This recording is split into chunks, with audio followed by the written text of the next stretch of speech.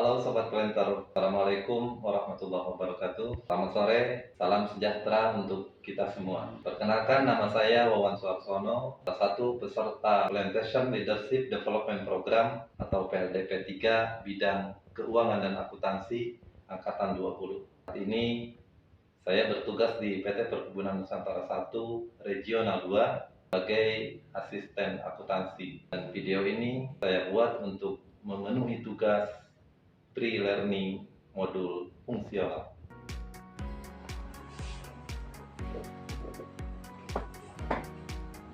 Fungsional terdiri dari satu, perencanaan dan pengembangan bisnis, yang kedua, akuntansi dan keuangan, tiga, pemasaran, empat, pengawasan dan kepatuhan.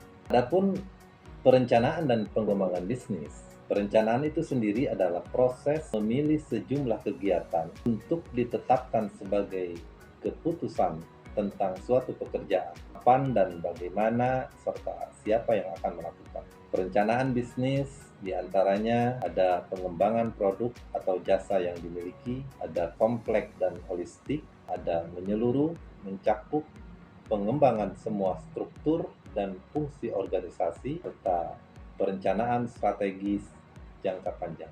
Esensi perencanaan ada proses pengambilan keputusan, ada respon terhadap masalah atau kondisi masa kini, ada dirumuskan oleh manusia dan harus dilakukan oleh manusia sebagai sumber daya, dan harus menghasilkan konsep bisnis yang dapat melaksanakan tugas pokok perencanaan. Di dalam pengambilan bisnis, salah satu cara yaitu dengan mengoptimalisasikan aset dengan mendefinisikan yang pertama kriteria aset, yang kedua profil aset, yang ketiga tujuan, dan yang keempat legalitas atau substansi. Sebelum melakukan proses optimalisasi aset, perlu dilakukan studi kelayakan bisnis untuk menentukan layak atau tidaknya bisnis tersebut. Secara ringkas, tujuan penyusunan studi kelayakan bisnis diantaranya satu, menghindari resiko kerugian, yang kedua, memudahkan perencanaan itu sendiri, yang ketiga, memudahkan pelaksanaan pekerjaan, yang keempat, memudahkan pengawasan, dan yang kelima, memudahkan pengendalian.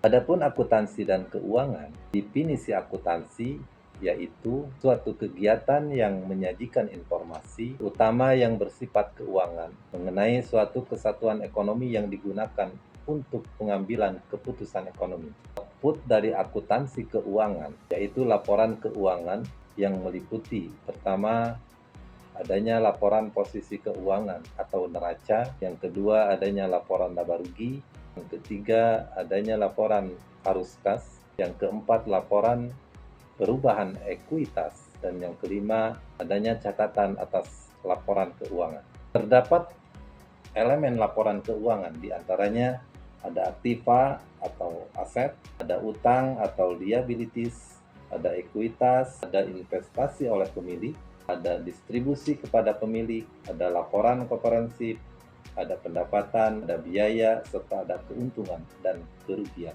Konsep inti pemasaran diantaranya keinginan, kebutuhan, dan permintaan. Ada produk, ada nilai biaya, dan kepuasan. Ada pertukaran transaksi dan relasi, ada pasar, serta ada pemasaran.